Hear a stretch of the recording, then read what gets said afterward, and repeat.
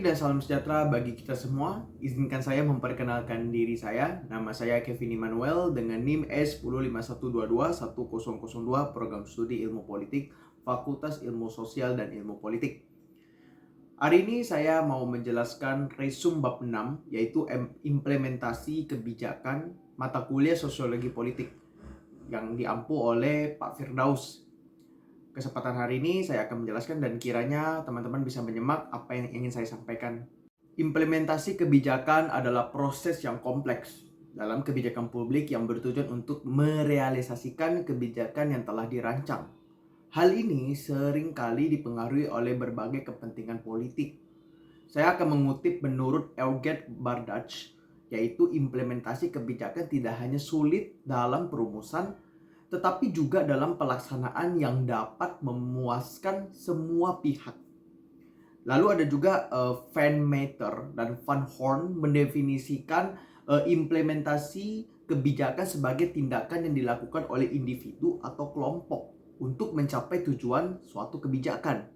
Nah, sementara itu ada yang bernama Daniel Masmanian dan Paul Sabatier menyebut implementasi kebijakan sebagai pelaksanaan keputusan kebijakan yang dapat berbentuk undang-undang atau keputusan eksekutif yang mencakup sasaran dan cara untuk mencapai tujuan tersebut.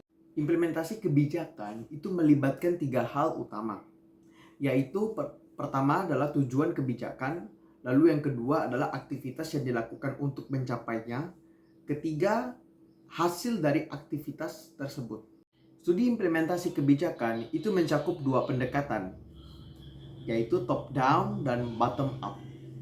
Pendekatan top down itu menekankan pelaksanaan kebijakan yang ditentukan di tingkat pusat oleh birokrat di tingkat bawah. Sedangkan bottom up itu lebih fokus pada keterlibatan masyarakat lokal dalam pelaksanaan kebijakan. Kedua pendekatan ini bertujuan untuk memahami sejauh mana kebijakan itu dilaksanakan sesuai tujuan, faktor-faktor yang mempengaruhi hasil kebijakan, dan bagaimana kebijakan itu disesuaikan dengan kondisi lapangan. Pendekatan ini juga itu biasanya memperhatikan efisiensi dan efektivitas birokrat dalam pelaksanaannya.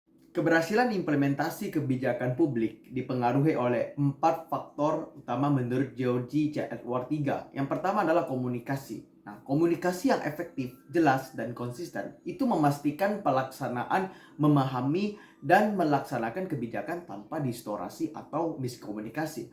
Lalu yang kedua adalah sumber daya. Nah, dukungan sumber daya, staf yang komponen, informasi yang memadai, kewenangan formal, dan fasilitas fisik yang memadai itu membantu kelancaran implementasi. Lalu yang ketiga adalah disposisi sikap. Pelaksanaan yang mendukung kebijakan ini didorong oleh pengangkatan yang tepat dan insentif yang sesuai dengan membantu dalam menjaga keselaraan dengan tujuan kebijakan. Lalu yang terakhir ada struktur birokrasi. Nah, dalam struktur birokrasi, SOP yang baik dan fragmentasi tugas dalam struktur birokrasi itu mendukung koordinasi dan efisiensi pelaksanaan kebijakan yang sangat kompleks. Model implementasi kebijakan oleh Daniel Masmanian dan Paul Sabatier mencakup 3 kategori variabel yang mempengaruhi keberhasilan kebijakan publik.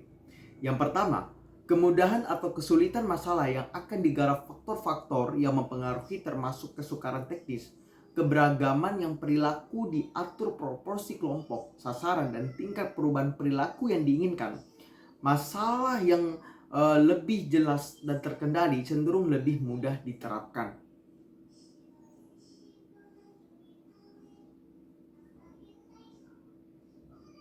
Dua, kemampuan kebijakan. Menstruktur proses pembuat kebijakan harus merancang proses implementasi yang tepat melalui kejelasan tujuan, teori kausal yang andal, alokasi sumber daya yang memadai, integrasi antar lembaga, aturan pengambilan keputusan, kesepakatan pejabat, dan partisipasi pihak eksternal. Nah, struktur yang baik itu membantu menjaga konsistensi dan efektivitas kebijakan yang dilakukan oleh pemerintah. Yang ketiga adalah variabel eksternal. Di luar undang-undang, faktor-faktor eksternal yang mempengaruhi termasuk kondisi sosial, ekonomi, dan teknologi. Nah, dukungan publik, sikap serta sumber daya yang masyarakat yang memadai, ini adalah kemampuan kepemimpinan pejabat pelaksana. Nah, faktor-faktor ini itu sangat penting untuk memastikan kebijakan yang dapat berjalan dengan baik sesuai konteks masyarakat. Implementasi kebijakan menurut Merrill S. Gridle dalam pendekatannya implementasi as a political and administrative process. Ia menyatakan bahwa keberhasilan implementasi kebijakan publik diukur dari proses pencapaian hasil outcomes melalui dua hal. Apakah kebijakan itu dijalankan sesuai rencana dan apakah tujuan tercapai, termasuk dampaknya pada masyarakat dan penerimaan perubahan oleh kelompok sasaran. Nah, keberhasilan implementasi ini dipengaruhi oleh dua aspek utama, yaitu yang pertama adalah content of policy. Ia mencakup kepentingan yang terlibat, jenis manfaat, derajat perubahan yang diinginkan, lokasi pengambilan keputusan, kompetensi pelaksana, dan sumber daya yang tersedia.